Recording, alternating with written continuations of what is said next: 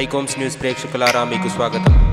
దేశపతి శ్రీనివాస్ అద్భుతమైన వివరణ బతుకమ్మపై బీఆర్ఎస్ ప్రధాన కార్యాలయంలో నుండి ప్రత్యక్ష ప్రసారం మీ ముందు.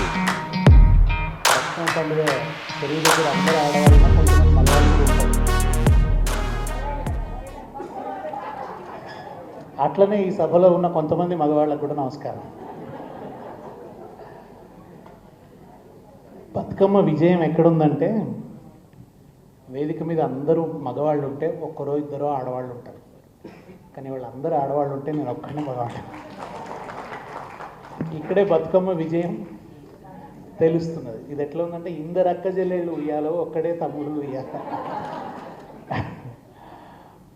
నాకు అంటే తెలంగాణలో అందరికీ కూడా చాలా ప్రియమైన పండుగ, చాలా ఇష్టమైన పండుగ బతుకమ్మ పండుగ.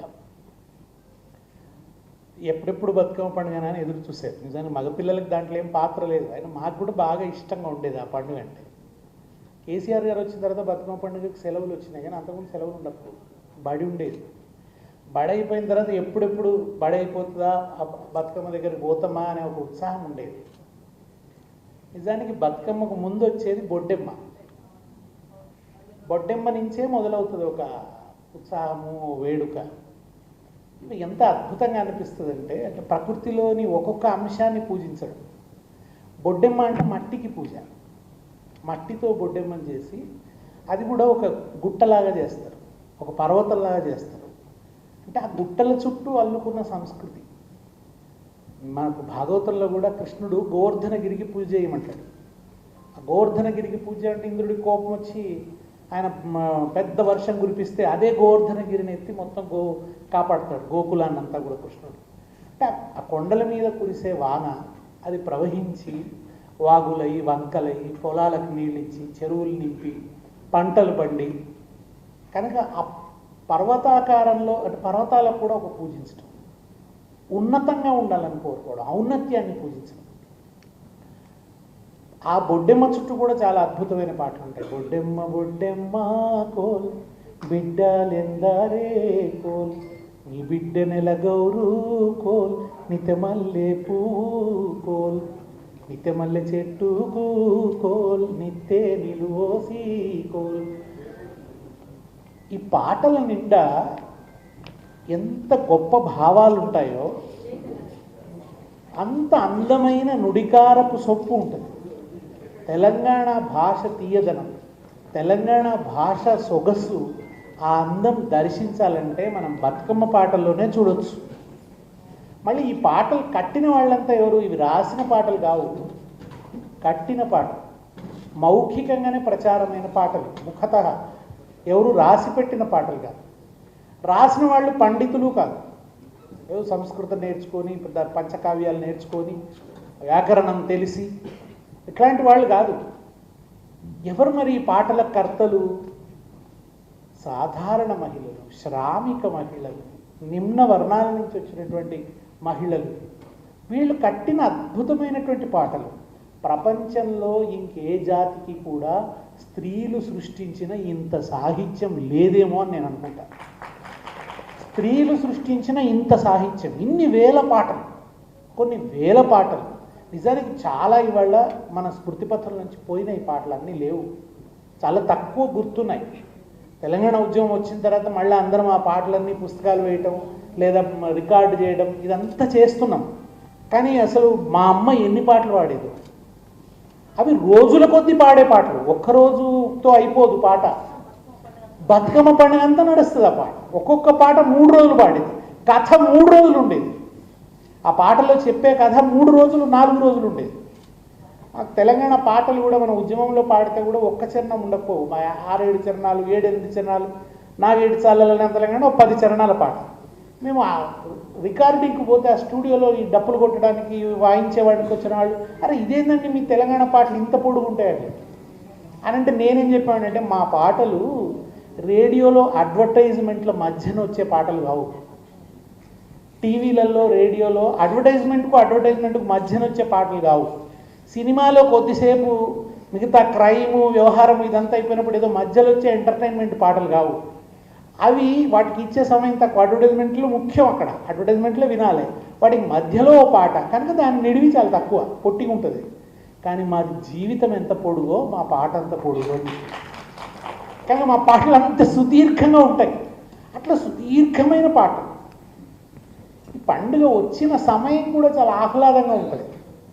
ఋతుపవనాలు వచ్చి మంచిగా వర్షాలు పడి, ఇంతకుముందు మేడం తీజ్ పండుగను ప్రస్తావించారు. తీజ్ పండుగ కూడా ఋతుపవనాల రాకను చేసుకునే సెలబ్రేషన్. గోధుమ మొలకలు తీజ్ అంటే అక్కడ కూడా స్త్రీల పండుగనే, అది కూడా మొత్తం స్త్రీలకు సంబంధించిందే. మంచి భర్త రావాలని అటువంటి పాటలే ఉంటాయి ఆ తీజ్లో, ఆ భావాలే ఉంటాయి. బాగా వర్షాలు పడి హోరుగా వాన కురిసి జోరుగా వాగులు పొంగి చెరువులన్నీ నిండి ఆ జోరంతా తగ్గి వాగులు నిమ్మళంగా ప్రవహిస్తున్నాయి. అదే జీవితంలో ఒక నిమ్మలం వస్తుంది అనమాట. నిమ్మలం అవుతుంది అంతా కూడా, ప్రకృతి అంతా నిమ్మళిస్తుంది. ఆ నిమ్మళించినప్పుడు అందంగా గుడిసెల మీద గుమ్మడి తీగలు బీర తీగలు పాకుతుంటాయి, అందమైన పూలు పూస్తుంటాయి. ప్రకృతి అంతా పరవశిస్తున్నట్టుగా ఉంటుంది, పచ్చదనం అలుముకొని ఉంటుంది. దాని పేరు బతుకమ్మ. అది బ్రతుకు. జీవితం అట్లా పలు అన్నెలు దిద్దుకొని అందంగా ఆహ్లాదంగా ఉండడము. ఎటు చూసినా నీళ్లు, ఎటు చూసినా పచ్చదనం. కంచెల నిండా పూలు పూస్తాయి, తంగేడు పూలు పూస్తాయి, గునుగు పూలు పూస్తాయి. ఆ పూలతో నిండి ప్రకృతి అంతా గొప్ప శోభాయమానంగా కనబడుతుంటుంది. ఆ పూలను తీసుకొచ్చి పర్వతం వల్ల పేర్చి దాని పేరు ఎంత అందంగా పెట్టారు బతుకమ్మ అని. ఎన్ని వేల సంవత్సరాల కింద ఎట్లా మొదలైంది ఈ పండుగ? అసలు బ్రతుకును పూజించడం అనే భావమే ఎంతో గొప్పది. Reverence to life. జీవితం పూజనీయమైంది, బ్రతుకు చాలా విలువైంది, బ్రతుకు ఉండాలి. ఇవాళ అంటే మనుషులు ప్రాణాలు తీసుకుంటున్నారు. ప్రాణం ఎంత విలువైంది అసలు. ప్రతి జీవి కూడా చివరి నిమిషం దాకా జీవించడానికి కొట్లాడుతుంది. కనుక బ్రతుకు గొప్పది. ఈ బ్రతుకును చాలా ఉన్నతంగా గడపాలి. వివిధ వర్ణాలతో, విభిన్న వర్ణాలతో, అంటే అనేక సుఖము దుఃఖము కళలు అనేక రకాల రసాలతో నిండి ఉండాలి ఈ జీవితం అనేది. అనేక మలుపులతో ఉండాలి. సూర్యోదయం ఉంటుంది, సూర్యాస్తమయం ఉంటుంది ప్రకృతిలో. జీవితంలో కూడా అంతే. కాళోజీ అన్నాడు, ఉదయం కానే కాదనుకోవడం నిరాశ, ఉదయించి అట్లానే ఉండాలనుకోవడం దురాశ. ఉదయం కానే కాదనే నిరాశలోనూ మగ్గిపోవద్దు, ఉదయించి ఇది ఇట్లనే ఉండాలి చీకటి రావద్దు అనుకుంటే అది దురాశ. ఇవన్నీ ఉంటాయి. వీటన్నిటికీ గుర్తు ఆ పూలు. పలు వన్నెలు, జీవితం పలు వన్నెలతో నిండి ఉండాలి, వర్ణశోభితమై ఉండాలి అని. పైగా విశేషం ఇంకా అద్భుతంగా అనిపించేది ఏంటంటే, ఇవి తోట పూలు కావు, ఇవి తోటల్లో పూసే పూలు కాదు. గులాబీ పూలు తెచ్చి కాదు బతుకమ్మ పేర్చేది, లిల్లీ పూలు తెచ్చి కాదు. అసలు కంచెల పంటి పూచే, బాట పంటి పూచే. అందుకే మా సిద్ధారెడ్డి గారు ఎంత మంచిగా అన్నారంటే, ఈ కంచెల పంటి పూసే పూల గురించి, బాట పంటి పూసే పూల గురించి ఆయన ఏమన్నారంటే, మా ఊళ్ళ రేవుల్ల మట్టి పొత్తిళ్ళల్ల తొవ్వా పువ్వుల తీరు అమరులుంటారు, తొవ్వా పువ్వుల తీరు అమరులుంటారు, జోహారులు జోహారులు అమరులకు జోహార్, వీరులకు జోహార్, అమరులకు జోహార్, వీరులకు జోహార్.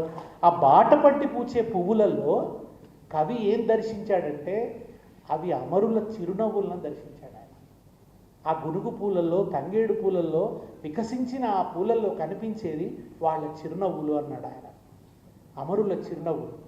ఆ తంగేడు పూలు, ఆ గునుక పూలు తీసుకొచ్చి వాటితో పేర్చి ఆ మధ్యలో పోస్తే కూడా కడుపులో పోసుడు అంటారు. ఆ మధ్యలో ఈ తంగేడుకు సంబంధించిన ఆ కాడలన్నీ పోస్తే కడుపులో పోయడం అంటారు.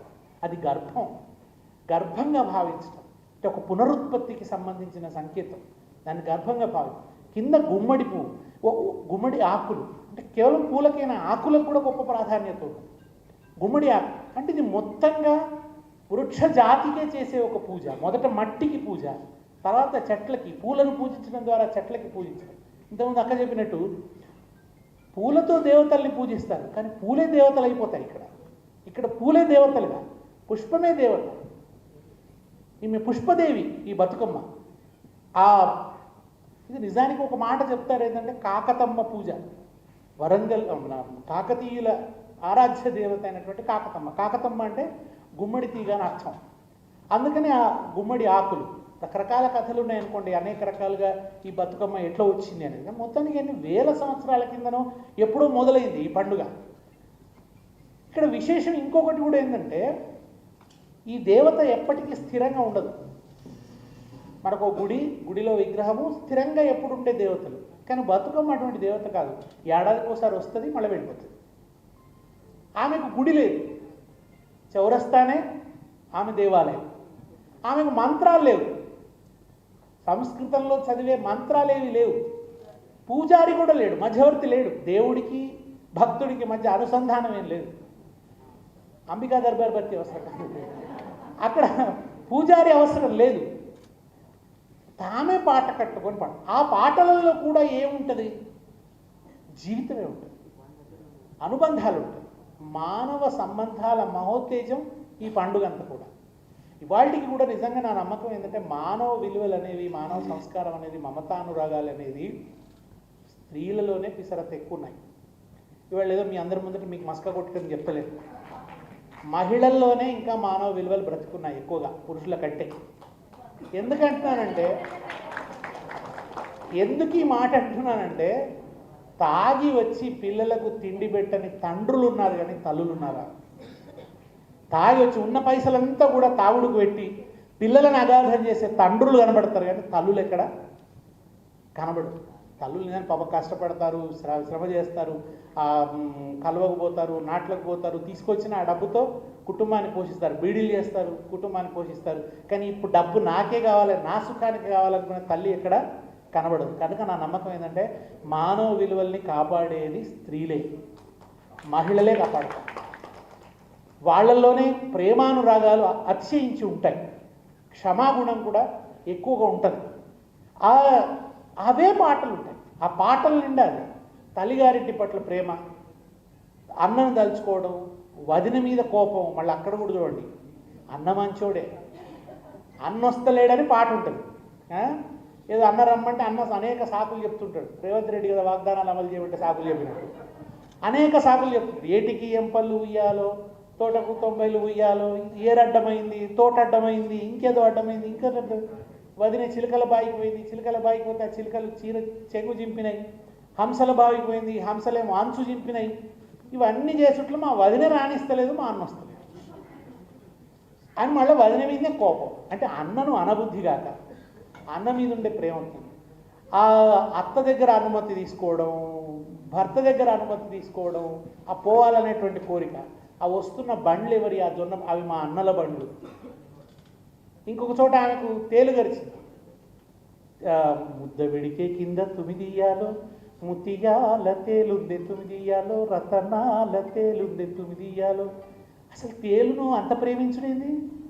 తేలట ముత్యాల తేలు, రత్నాల తేలని ముద్దాడుతుంది దాన్ని. ఎందుకో తెలిసిన? అది పుట్టింది.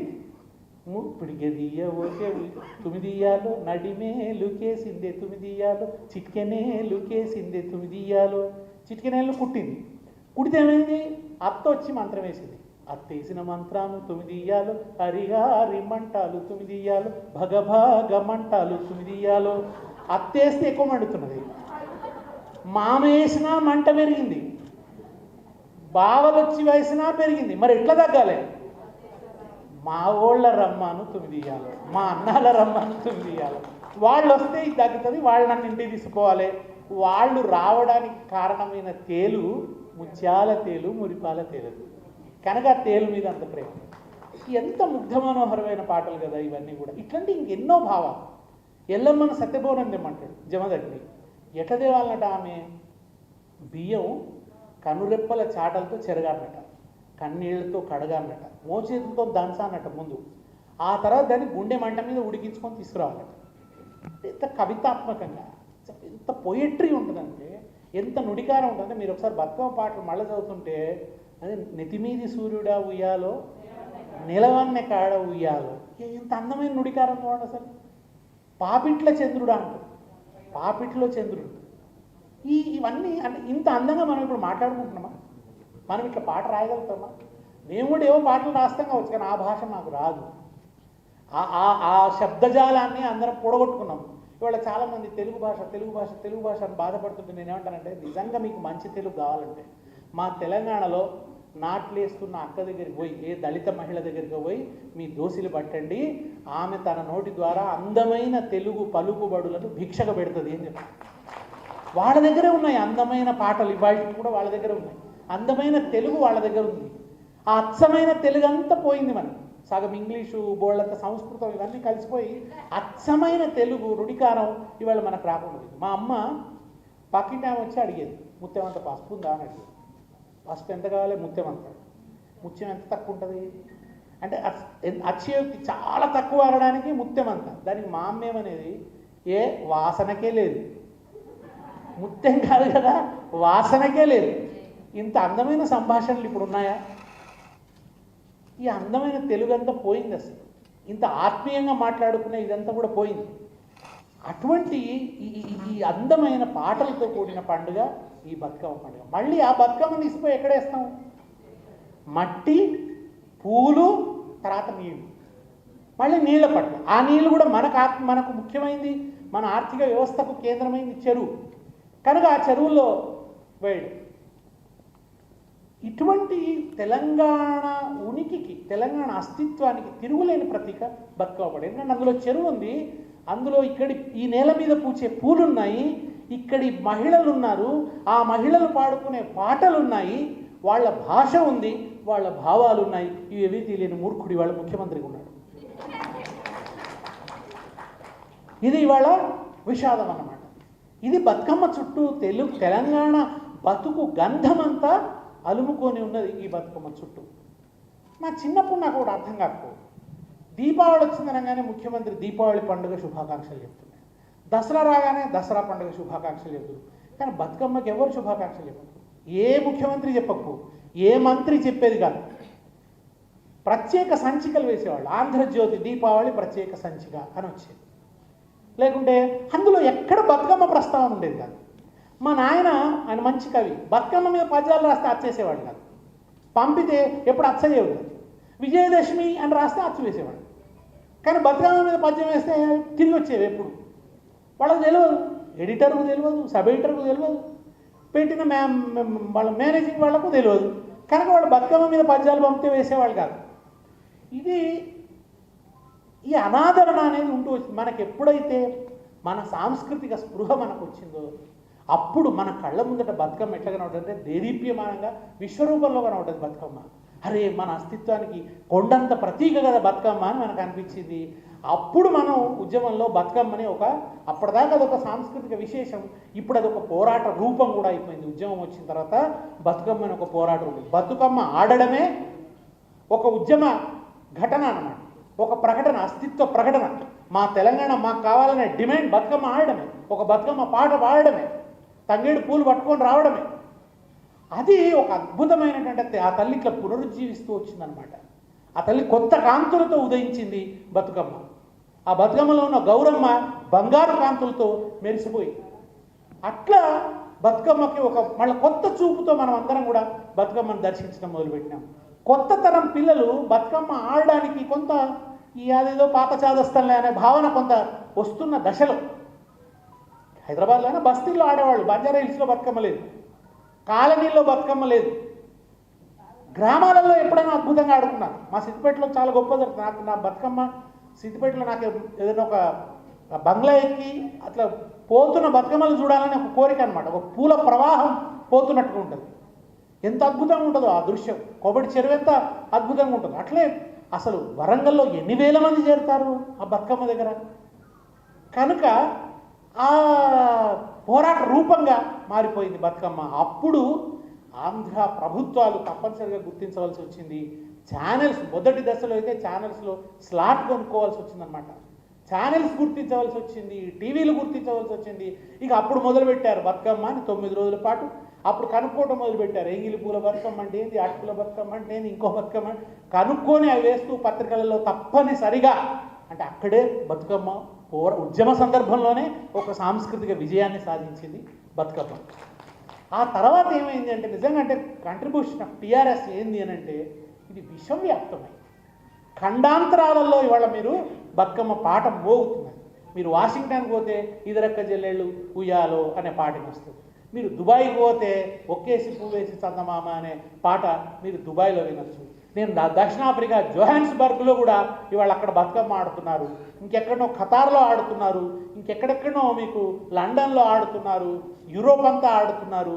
ఇవాళ తెలంగాణ బిడ్డ ఎక్కడ శ్వాస తీసుకుంటే అక్కడ బతుకమ్మ పాట మోగుతున్నది ఇవాళ. ఇది ఒక అద్భుతమైనటువంటి పరివర్తన. ఇటువంటి ఒక అద్భుతాన్ని తెలంగాణ ఉద్యమం సృష్టించింది, అటు పరివ్యాప్తం చేసింది, అంత గొప్పగా తెలంగాణ సంస్కృతిని పరివ్యాప్తం చేసింది. ఇవాళ అందరూ కూడా హృదయానికి హత్తుకుంటారు. దాంట్లో కొన్ని మార్పులు వచ్చినాయి, అసలు చప్పట్లు కొట్టే పద్ధతి కొంత మారింది, కొత్త తరం దాన్ని సరిగ్గా నేర్చుకుంటలేరా ఉండొచ్చు, అవన్నీ ఉండొచ్చు. కానీ మొత్తానికి ఆ పండుగ విశేషంగా జరుగుతున్నది. రికార్డులు ఛానల్స్ అన్ని పాటలు చేయడం మొదలుపెట్టినాయి. బతుకమ్మ వచ్చిందంటే ఛానల్ ఒక పాట పెట్టడం, అట్లా బతుకమ్మకి ఒక గొప్ప ఇది వచ్చింది. కేసీఆర్ గారు ఎంత గొప్ప పని చేశారంటే తెలంగాణ తల్లిని రూపొందించినప్పుడు మేమందరం అనేవాళ్ళు మన తల్లి వేరే. ఎందుకంటే వాళ్ళ సమస్య ఏమొచ్చేదంటే తెలంగాణ విడిపోవాలన్నప్పుడల్లా తెలుగు తల్లి గుండెలు వక్కలైపోతాయి, ముక్కలైపోతాయి, తెలుగు తల్లిని రెండుగా చీలుస్తారా, తెలుగు జాతిని రెండుగా చీలుస్తారా, ఇవన్నీ అని ఉమ్మడి రాష్ట్ర ప్రతీకగా తెలుగు తల్లిని ముందర పెట్టేవాడు. అరే ఇట్లా అయినప్పుడు ఈ ఉమ్మడి రాష్ట్ర ప్రతీక కాదు, మనకు వేరే ప్రతీక కావాలని చెప్పి మనం తెలంగాణ తల్లిని సృష్టించుకున్నాం. తెలంగాణ తల్లిని సృష్టించుకున్నప్పుడు మేము అనేది ఆ తల్లి జొన్న కర్రలు పట్టుకొని ఉంటుంది, ఆ తల్లి ఇట్లా మనలాగా ఇట్లా ఇవన్నీ ఆ వర్ణనలన్నీ చేసేది. కానీ కేసీఆర్ గారు ఎంత అద్భుతంగా ఆలోచించారంటే వీటన్నిటితో పాటు ఆమె చేతిలో బతుకమ్మ ఉండాలి, ఆమె చేతిలో బతుకమ్మ ఉండాలి. బతుకమ్మ ఉంటేనే ఆ యూనిక్ ఇది వస్తుంది అనమాట. బతుకమ్మ ఉంటేనే ఆమె తెలంగాణకు ఒక తిరుగులేని ప్రతీక అవుతుంది. కనుక చేతిలో బతుకమ్మ ఉండాలన్నాడు. ఆ బతుకమ్మ వెడితే నిజంగా స్త్రీ శక్తికి కూడా నిదర్శనం, మన చెరువులకు నిదర్శనం, మన ప్రకృతికి నిదర్శనంగా, మన సాహిత్యానికి సంకేతంగా, మన కళలకు సంకేతంగా ఆ తల్లి చేతిలో బతుకమ్మ ఉండాలి అని. ఒడ్డాణం ఎందుకు అన్నాడు రేవంత్ రెడ్డి? తెలంగాణ తల్లికి ఒడ్డాణం ఎందుకు? బతుకమ్మ పాటలనే ఉంటుంది, ఘనమైన పొన్న పువ్వే గజ్జల ఒడ్డాణమే అని ఉంటుంది. మా పాటలనే గజ్జల ఒడ్డాణం ఉందా, నీకు తెలియదు, ఏం చేస్తాం? అటువంటిది అందుకని ఆయన ఆ బతుకమ్మని చేర్చినాడు. ప్రభుత్వం వచ్చిన తర్వాత కూడా బతుకమ్మ పండుగను అధికారిక పండుగ చేయటం మాత్రమే కాదు, బతుకమ్మకు ప్రాణప్రదమైన చెరువుల్ని బాగు చేసుకున్నాం. ఆ చెరువులకు కూడా ఎవరి పేరు పెట్టినాం? ఏ కాకతమ్మ ఆరాధన బతుకమ్మ పండుగ అయిందో మిషన్ కాకతీయ అని. కాకతీయుల పట్ల ఒక గౌరవం. ఆ కాకతీయులు ఈ ప్రాంతానికి వాళ్ళు ఒక చోట శాసనం వేసినారట, శత్రురాజులు ఎవరన్నా వస్తే ఖజానాను లూటీ చేయండి, ఇంకేమన్నా చేయండి, కానీ ఈ చెరువుల్ని ధ్వంసం చేయకండి, ఇవి ఈ నేలకు ప్రాణాధారం అని శాసనం వేశారు. చెరువులు తవ్వించారు, గొలుసు చెరువుల్ని. అది తెలియని తర్వాత ఈ ఉద్యమంతో బంధం లేని, ఈ ఉద్వేగ సంబంధం లేని, నోటి నుంచి జై తెలంగాణ అనడానికి కూడా ఇష్టపడని ముఖ్యమంత్రి కాకతీయ తోరణం ఉందన్నాడు. కాకతీయులకి ఈ నేలకు ఉన్న గొప్ప సంబంధాన్ని అర్థం చేసుకోకుండా ఆ తోరణాన్నే వద్దని అవమానించాడు.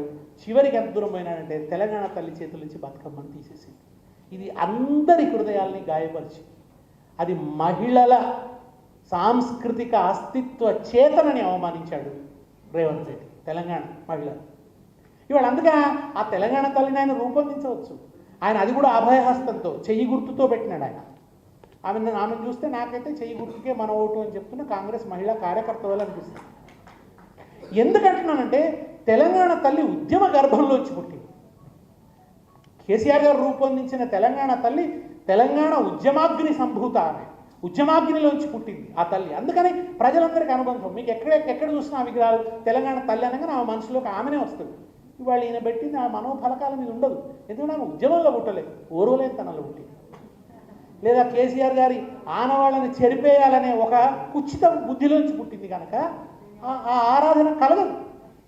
ఆ రోజు కేసీఆర్ గారు తన కోసం రూపొందించలేదు, తెలంగాణ జాతిలో ఒక అస్తిత్వ చేతనను మన పెంపొందించడానికి ఆయన దాన్ని సృష్టించాడు. నువ్వు ఇవాళ ఎందుకు పెట్టినావు? కేవలం కేసీఆర్ గారు ఆనవాళ్ళు మలిపేయాలనే దుగ్ధతో కుట్రతో పెట్టినావు. కనుక ఇవాళ మనకు నిజంగా కూడా తిరిగి ఆ తల్లి చేత బతుకమ్మను తెలంగాణ తల్లిని ఎడబాపిండు, తిరిగి ఆ బతుకమ్మ తెలంగాణ తల్లి చేతిలో చేరాలి. అందుకోసమే పోరాటం. బతుకు నిలబడాలి, బతుకమ్మ నిలబడాలి. ఇవాళ బతుకును కూడా భంగపరుస్తున్నాడు. చక్కగా యూరియా సరఫరా అయింది, ఇవాళ పరిస్థితి వీళ్ళ చేను ఎర్రగైపోతున్నది, పాపం వాళ్ళు ఎర్రటి ఎండలలో నిలబడాల్సిన పరిస్థితి ఉంటున్నది. దుఃఖంతో ఏడుస్తున్నారు, తిడుతున్నారు, శాపనార్థాలు పెడుతున్నారు, పిడికెడు మట్టి తీసుకొని శాపిస్తున్నారు ఈ రాజ్యం కూలిపోను అని. కరెంటు కదే చిక్కవుతున్నది. రైతు ఇవాళ కకావికలైపోతున్నాడు. రైతు జీవితం, ఆ బోనస్ ఇస్తామన్నారు, బోనస్ గతి లేదు. ఎన్నో అవస్థలు పడుతున్నారు. ప్రతి వర్గం అసంతులు. వ్యాపార వాణిజ్యాలలో ఒక నిస్తేజం అలుముకొని ఉన్నది. వచ్చినప్పటి నుంచి కూడా ఒక నిస్పృహతో కూడిన వాతావరణం, ఓ నిష్ఠురంతో కూడిన వాతావరణమే అలుముకొని ఉన్నది తప్ప ఎక్కడ ఉత్సాహం అనేది పుట్టలేదు. అటువంటి ఒక వాతావరణం ఇవాళ తెలంగాణ అలుముకొని ఉన్నది. బతుకమ్మ పండుగను కూడా నిరాదరణకు గురి చేశారు. ఇంతకుముందు చెప్పినట్టు ఆ చీరలు ఇవ్వలేదు, చీరలు ఇచ్చేది. 3 చీరలు ఇవ్వాలని మాట్లాడాడు, ఒక చీర ఏది 3 చీరలు ఇవ్వాలన్నాడు, నాణ్యమైనవి ఇవ్వాలన్నాడు. అసలు చీరలు ఇవ్వలేదు. ఏ పండుగ కూడా ఆయన బట్టలు ఇచ్చిన పాపాన పోతలేదు. ఆ పండుగను గౌరవించాల్సినటువంటి పద్ధతిలో ఆయన గౌరవిస్తున్నటువంటి పరిస్థితి కూడా కనబడలేదు. కనుక తిరిగి ఈ నేల హృదయం తెలిసినటువంటి పరిపాలన రావాలి. చూస్తూనే ఉండండి ప్రైకోమ్స్ న్యూస్. ఇది ప్రజాగలం, ఇది ప్రజాదళం.